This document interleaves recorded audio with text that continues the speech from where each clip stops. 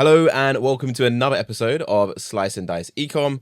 I'm Josh, once again the founder of the agency, and we are joined by... And I'm Matt, head of sales. Awesome. So in this episode, what we want to do is discuss a topic that brands struggle with quite a lot, rightfully so, because it is a complex world of SEO that we live in, and it's how to find the right SEO agency for you. Because let's be honest, like all things in life, there are good agencies, bad agencies, and finding one that are actually good at what they say they do is not the most straightforward thing. Yeah. So what would your advice be to an ecom brand in terms of what they should look out for when they're trying to find a right SEO agency for them? First thing is look at the reviews. Look for reviews. Try and see other agencies that are working within your niche. So, for example, if you sell pots, try and find an agency who is very, very good at pots within marketing. Because they'll have journalists who write specifically for that niche. They'll have link building that they'll know works for that specific niche. That's predominantly what I would say is look for an agency, but also look for an agency who is transparent, who doesn't guarantee you results, who doesn't say, oh, they're going to get you there within 2 months. Because if it sounds too good to be true, as we all know in life, it is. Yeah. So I think that is always one.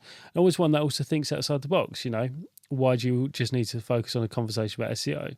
Because then you're siloing your thinking. So if they come up with different ideas on blogs, if they come up with different ideas on socials, come up with different ideas and do a big competitor analysis as well. I think that's a core key, and see how much effort they put into their proposals. See how much effort they put into the time they're going to speak to you. Is it a 5-minute conversation? So yep, done, move on. No. Yeah, so that's what I would say. Yeah, I'll add another one to that as well, actually, I'd say is make swant to rank for SEO terms. Yeah, It's actually a no-brainer. Like if you're hiring someone to make your website rank at the top of Google, you want to make sure their website also ranks at the top for the terms they're targeting. And what I found is most agencies will say, oh, I don't want to target SEO Agency London or eCommerce SEO Agency or even Shopify SEO Agency because it's very, very competitive. It's like, but if you're good at SEO, you should be able to rank, right? So I always say the proof's in the pudding. If you're a Shopify brand and you want an SEO agency, go onto Google and search for Shopify SEO agency. Contact the top 3 to 4 websites. Don't go to page 2. No. Those brands are not going to help you. It doesn't make any sense. Yeah. I mean, I do believe that if they dominate their own market like we do, then we can dominate someone else's. And to be fair, SEO, you have every SEO agency who says they're really good at SEO going for those terms. So it's a bit like Gladiator, isn't it? Is it both guys get out? No, the one who gets out is the one who wins. 100%. So effectively, I think the ultimate game is work with someone who you feel dominates their own market. And if they dominate their own market like we do in SEO, then we can dominate yours. Awesome. So you touched on it a little bit in your first response, actually. How important is it for an agency to have specific experience in the e-commerce sector? Can I just hire a generic agency? No, it's huge, because if you just think of like, if you look at a lot of generic general agencies, they're going to go from a service discussion to an e-com discussion, back to a service discussion, an assassin, and just continuously revolve around. Within e-commerce SEO, you've got to look at, there's so much like product descriptions. How much more can you get product description? Understand that there's thousands and thousands of attributes that go into e-commerce SEO that people just forget. And then also look at, when you're building pages of content, use images of the products in the pages of content. Just basic things that I think that if people don't focus on e-com SEO, I do think that is something that is a not a red flag, but it's something that you should consider. Yeah, I think if you look at an analogy of like just life, right? If you have an ecom brand and you need SEO, you should be going to an ecom SEO agency, right? It's very specific. It matches up. Yeah. If you need brain surgery, you're not going to go to a dermatologist, are you? No, true. You don't want to go to a GP. Looked at, yeah. You need to go to a specialist, and you should treat your business the same way, because it is a specialist in terms of what you're selling, the products and everything. But it's also what you rely on. So if it's what you rely on, then why go to someone who's not dominating their own industry? It's often because it's cheaper. Yeah. That's normally, budget is normally the driving factor for a lot of brands, but again, then the argument is save the money and try and do something else with it. And when you actually get the budget that you need to work with a much better agency, do that. Yeah, agreed.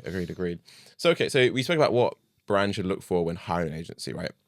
Are there any key red flags that brands should look out for? I'm going to get you number 1 in 2 weeks. Wow, that sounds like a dream come true, though, yeah, right? I know. That's the biggest red flag. I think someone who guarantees results, someone who offers a money back guarantee as well, which also sounds good because they're not guaranteeing results. If they don't get you X until they'll work for free until they do, which is great, but they're also not a charity at some stage. At some stage, that money back guarantee is probably going to go sideways. Someone who hasn't got the experience within your niche, I think is not a major red flag, but it's a little red flag. I also feel that someone who doesn't doesn't portray in the right light within their own niche. Are they ranking? Do they actually update their website frequently? Do they add new content? Do they, what do they do? So then we're then going to talk to you and say, right, you've got to have 1 page of content a day. Well, you only put one in once every 2 months. So there's a lot of that, I feel. And let's be frank, the industry is full of smoke and mirrors. Yeah. And Definitely.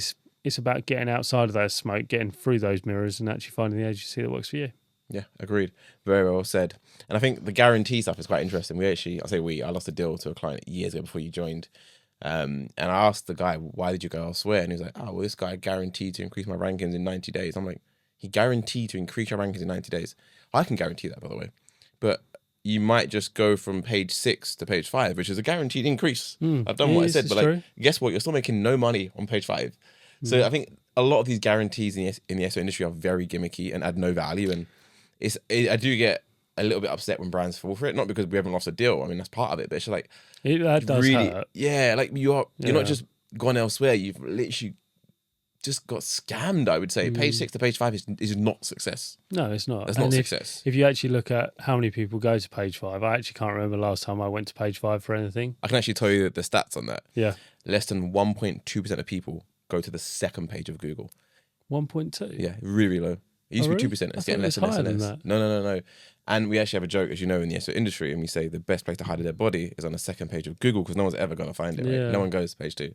So yeah, it's crazy. You can check it from the CTR. I thought it was higher than that.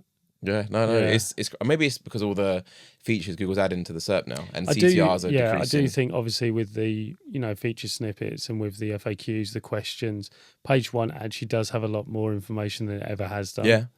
And the quality of the SERP has got so much better, which means you don't need to go to page 2. Yeah. No, it's really, really interesting, actually.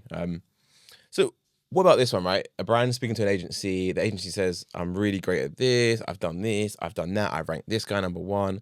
How can a brand actually verify that? Because all these agencies have case studies, right? And from years ago when SEO was easy. Speak to their clients.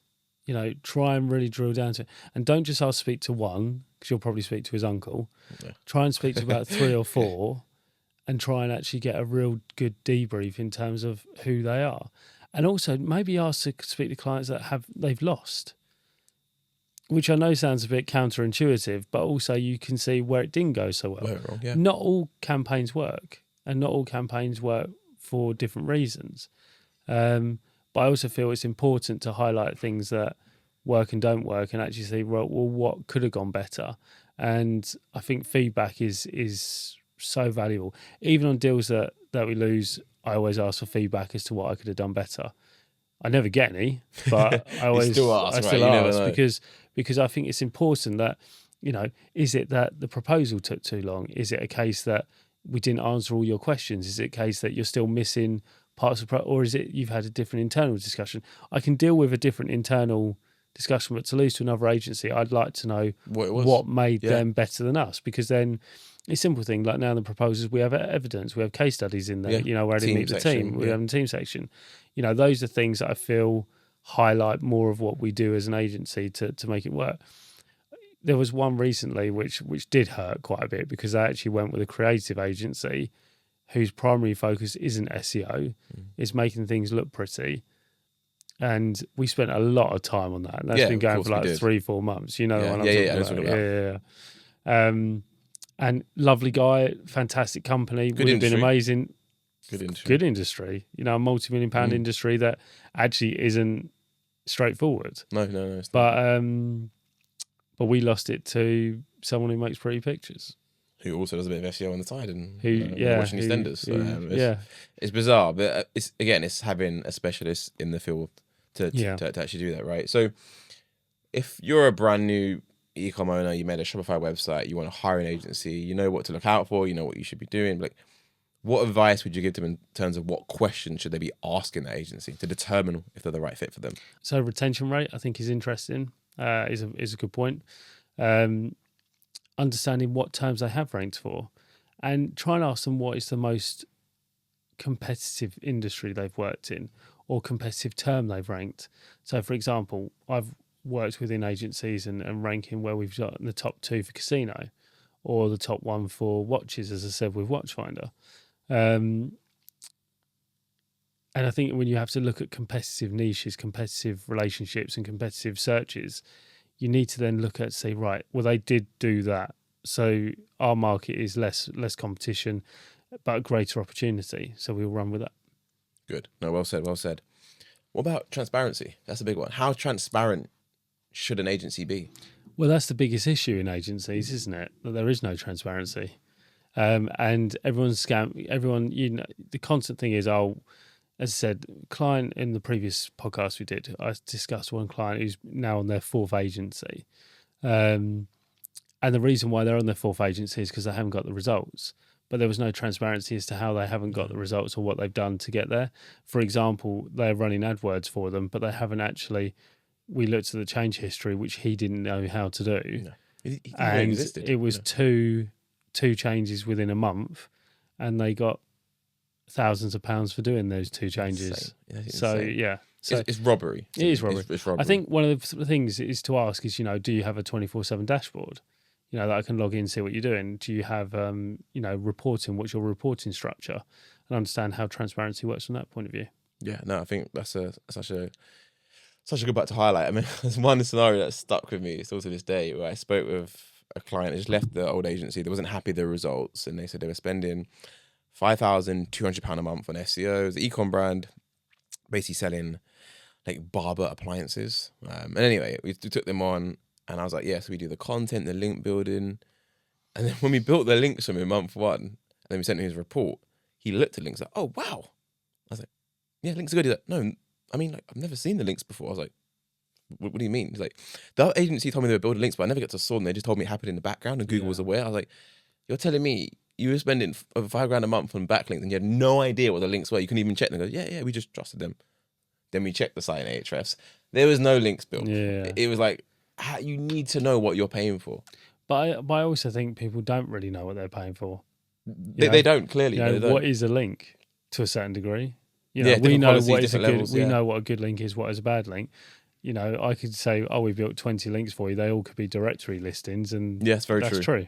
And yeah. That's true. And I think that's the case that people have fallen foul of before. And I think it's something that So I guess a big part of hiring an ecom brand or an SEO agency for your ecom brand is you kind of have to learn a bit about SEO. And if you don't learn it, the agency should be educating you. You can vouch for this. A lot of the calls you do is educating clients what we're actually different, why our links are better, why our content is important, why we don't use AI.